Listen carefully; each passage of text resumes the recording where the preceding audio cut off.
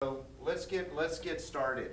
Let me say a couple things. Some of you may know some things about me, but let me just put all these things up here. I'm from California, so this is who we elected governor, and it was, there's a reason we elected this guy the governor, and he's someone who's starred in action films and really epitomizes what the man's world is supposed to be like. And he got elected right after 9/11, and I think a lot of things happened after 9/11 that were about some big male father figure coming in and protecting us. And I think Schwarzenegger was able to ride that in. But I do want to say I've been running men's groups since 1981. So when I was at University of Missouri, there weren't any men's groups. Yes? University of Missouri. Okay. We are alumni. Yes, good. I was there from 1980 to 84, and I was working in the counseling center, and I was in charge of the groups. And one of the things that I noticed was, we weren't getting a lot of guys in the counseling center. So we ran a film, and the film was called Men's Lives, and we got maybe 100 people to show up. And it was about a story about men. And the way we got this thing started, Sam Cochran and I, we had like an evaluation form, and we asked people to evaluate, the film and also their reactions to it. But we also put on the bottom, would you be interested in a men's group? And we actually got 20 guys to sign up saying they were interested. So it was before email, so we, called them. And out of that group of 20, we ended up with a group of 8 guys. And so that was the start. And that's almost 30 years ago. And since then, I've moved to Redlands, California, and I'm a professor there. I'm the associate dean there. But I also have a practice that's focused on men in the community. And so since 1987, we've had a men's group in Redlands, meets every Wednesday night. We go from October through the end of June, and so that's been an ongoing process for me, and we've had 200 to 300 guys come through that group. And so part of my talk here is going to be from that experience, as well as things that I've obviously written and studied about men's groups. This is the world, makes it hard, I think, and I don't have to repeat this, everybody in here knows it, makes it hard for guys to be able to really open up.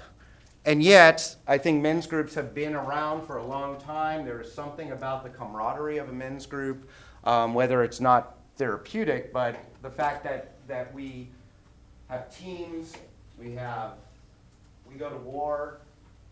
Some of the tightest bonds that I've talked to men about are the guys who they fight with. And so there is something really positive about bringing men together. There's also something scary about bringing men together, because oftentimes men together represent a kind of hegemonic masculinity where they seem to dominate. I was down in Oceanside the other day, and I'm walking on the pier, and there's like 12 guys just hanging out. And I went, I know they're okay, and I'm comfortable with guys, but I looked and I said, that's kind of intimidating. The other thing I do, and I'll tell you, my side job is I play poker. And that's another spot where it's 90% guys, and it's like every table is like a men's group. And that's really interesting too. So, but in those groups, you're trying to hide. In our groups, we're trying to sort of open it up. But they're sort of flips of the same, the coin. The guys, when you actually talk to those guys at the poker table after the game's over, very open. During that time, though, they're very tight. And oftentimes, the beginning of a men's group feels like a poker game. So I'm going to put a few of these things up here, and just to give some rationale for why a men's group seems to work. There is something that many men, oftentimes guys, when they come to a group, and I'm going to talk about recruiting for a group and interviewing and things like that in a few minutes, but I just want to say a few general things that all guys, when you go back to childhood, think about they've had to be either a part of a group or maybe have been alienated from a group.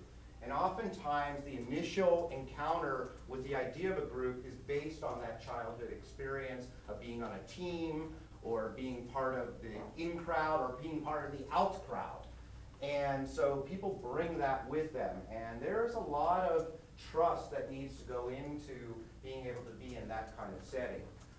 One of the things I've noticed is that guys who have been in therapy before, guys who have been in 12-step programs before, guys who have had to do some kind of therapeutic group work, really are attracted to this kind of setting. Guys who have never been in therapy, have never been near a therapeutic environment, they're the tough ones. They're the ones who come because they have to be there. And occasionally we have a connection with one of the med schools in town, and whenever they have a troubled male intern or resident, they send them to us. And usually those guys are hard because they're coming in with sort of a chip on their shoulder.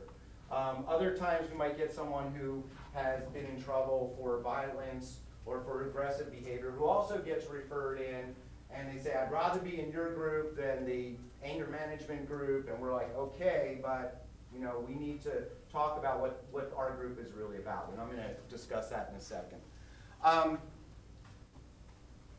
One of the things that I want to say from here is this concept of universality, which Yalom talks about in terms of group psychotherapy, and also the fact that a lot of the guys help each other. And there is something about being in a group setting. There's something in an individual setting where a guy feels a little bit like one down, and there's a sense of shame that somehow you have to go to somebody to help you figure things out.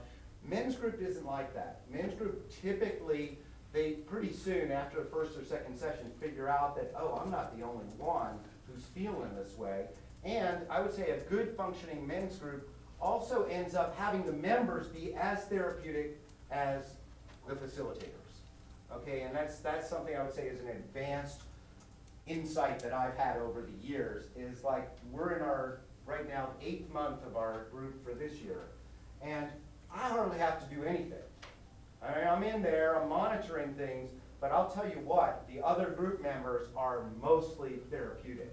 They're confronting guys when they're being too intellectual. They're suggesting exercises the guy do. They're kind of saying, hey, I'll play your father. Let's do some psychodrama. So the guys, I think that's part of the process, is that there's a modeling process going on. And we also have guys that have been in the group for longer periods of time, and guys who are newer. And so the older members also tend to model some of the norms of the group.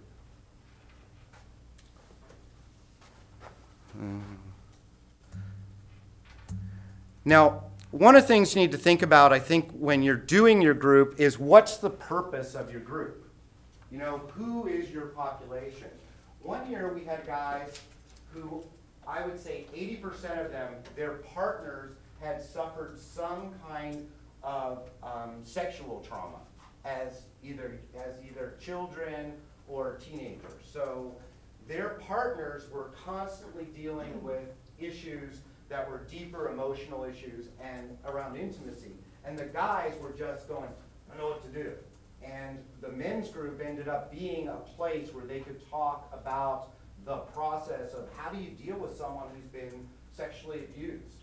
How do you deal with someone whose sexuality is difficult to read and feels like you're walking on pins and needles all the time?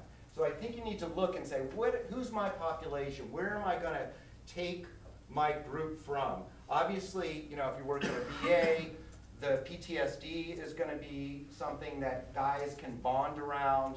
There's a lot of addiction groups. There's sort of transitional groups, I would say, that have to do with loss of, we've had many guys in the group who've lost children, and it just blows their world away. There's something that has taken away everything that is familiar, and they're in a very vulnerable place, and going into a group of men that can be supportive of them seems to be really powerful. Obviously, domestic violence, we get some referrals for that. Depression is huge. Most guys, I've written articles about mass depression. Mass depression, real simply in my terms, is guys who are in the doing mode